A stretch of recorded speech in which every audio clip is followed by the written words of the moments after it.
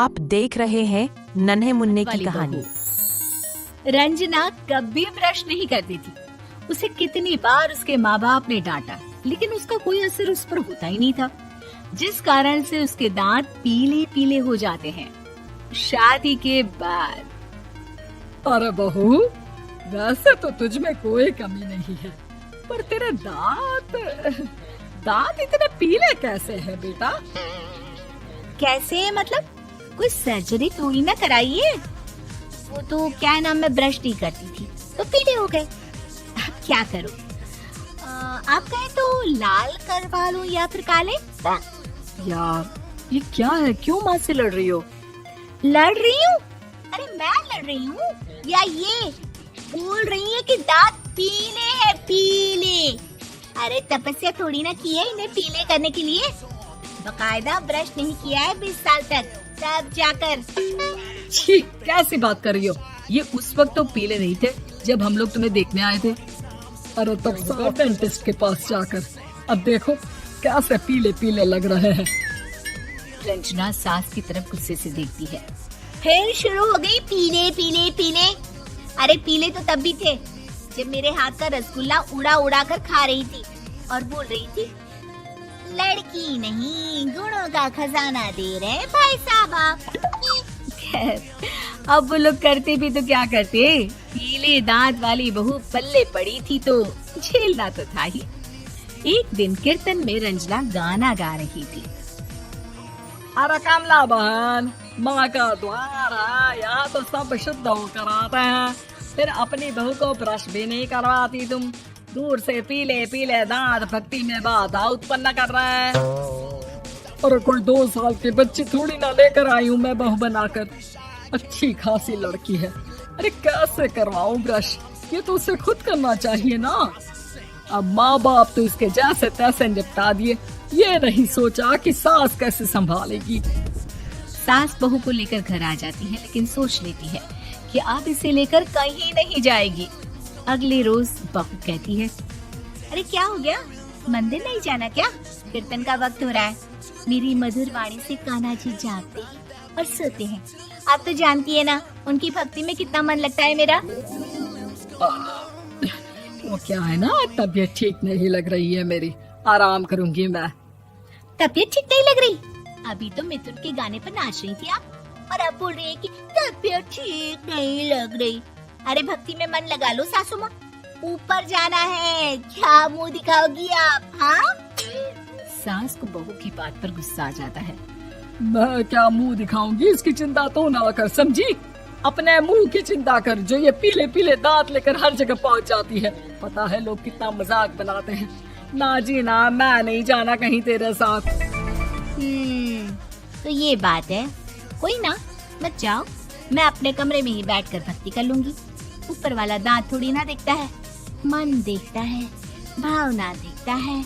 और अरे बस बस, तू सब कुछ दिखा, बस ये सफेद चमकदार दांत ना दिखाना किसी को, है? जा यहाँ से। बहू को सास की बात का कोई फर्क नहीं पड़ता, वो तो जैसी थी वैसी ही रह जाती है। सुबह नहाकर किचन में खाना बनाना, फिर खाना खाना, कीर्तन भजन करना और सो जाना। एक दिन, माँ जी मैं सहेली के घर जा रही हूँ, शाम को लेट आऊंगी। हाँ, तो जाना, मैंने कौन सा तेरी आरती करनी है घर पर बैठकर। रंजना सहेली के घर जाती है, जहाँ वो पार्टी में जाने की तैयारी कर रही होती है। अरे शिखा, कहाँ जाने की तैयारी कर रही है? मैं गलत वक्त पर आ गई क्या? अरे नहीं यार, उल्टा सही वक्त पर आई है। मैंने ये साड़ी और ज्वेलरी निकाली है यार, शाम को इनके ऑफिस की एक पार्टी में जाना है। बताना कैसा लग रहा है ये सब? नहीं यार, इस ड्रेस के साथ तो वो वाली ज्वेलरी अच्छी लगेगी। हाँ, सही बोल रही है, मैंने ध्यान ही नहीं दिया। वैसे तो हमेशा से मस्त फैशन सेंस रखती है। तो बड़ा जाती होगी ना पति के साथ पार्टी में। रंजना कुछ नहीं बोलती, बस सोचती है कि यार काश ये बात सही हो जाती पार्टी में। क्या इन लोगों की कोई पार्टी होती नहीं होगी? रंजना घर आती है और रात में पति से सवाल करती है, एक बात बताइए, आप मुझे किसी पार्टी में क्यों नहीं ले जाते? क्या आपके यहाँ ऑफिस में पार्टी नहीं होती? पति बेचारा क्या कहता कि दांत पीले हैं तुम्हारे इसलिए। अरे कोई पार्टी होती नहीं हम लोगों के ऑफिस में, तो कहाँ से लेकर जाऊँ? और मार्केट, मॉल, कहीं वीकेंड घूमना, कहीं तो। अरे यार, सारे हफ्ते में एक छुट्टी मिलती है, तो सोचता हूँ कि आराम ही कर लूँ। क्यों? रंजना मन मार के रह जाती है। पहले कभी सास के साथ मंदिर जाया करती थी, लेकिन वो भी सास ने ले जाना बंद कर दिया। घर बैठी बैठी रंजना बोर हो जाती है। तभी उसे आइडिया आता है और वो मायके जाने का सोचती है। सासू माँ, 2 दिनों के लिए मम्मी के घर जा रही हूँ। अच्छा ठीक है, आराम से जा। और हाँ, माँ से कुछ अच्छी आदत सीख कर आना कि कैसे शरीर के हर भाग की तरह दांतों की सफाई भी जरूरी होती है, समझी? शुरू हो गई ना आप। वो लोग आपकी तरह नहीं है कि छोटी छोटी बात का बतंगड़ बना दे। उन लोगों के लिए मैं मायने रखती हूँ, ना कि मेरे पीले पीले दांत। रंजना माँ को बिना बताए उन लोगों को सरप्राइज देती है, लेकिन जैसे ही वो दरवाजे पर पहुँचती है, अंदर देखती है कि घर वाले कहीं जा रहे होते हैं। अब माँ, काश रंजना दीदी के दांतों वाली प्रॉब्लम नहीं होती, तो वो भी हम लोगों के साथ चलती ना बुआ जी की बेटी की शादी में। हाँ बेटा, लेकिन अब उसे कौन समझाए? पीले दांत नहीं दिखते, लेकिन उसके आसपास के लोगों को कितना एम्बैरेसिंग फील कराते हैं।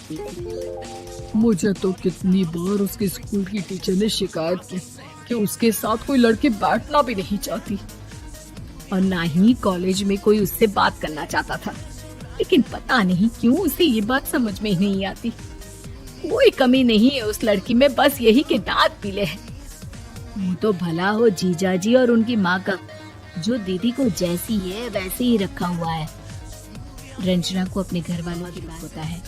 वो सोचती है कि वो क्या करे, लेकिन फिर वो सीधा डेंटिस्ट के पास जाती है, अपने दांत चमकाती है और कसम खाती है कि वो रोज ब्रश करेगी। अरे क्या हो गया? तुम तो 2 दिनों के लिए गई थी ना, पर कोई ना, अच्छा है, चलो आ गई तुम। रंजना सास के सामने आकर खड़ी हो जाती है और पूरी स्माइल करती है, उसके चमकदार दांतों को दिखाती हुई।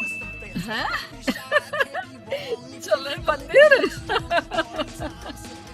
माँ, मुझे माफ कर दीजिए, मैंने आप लोगों को बहुत एम्बैरेसिंग फील करवाया। मैं आज से रोज ब्रश करूंगी। ऐसी और कहानी के लिए लाइक एंड सब्सक्राइब नाउ।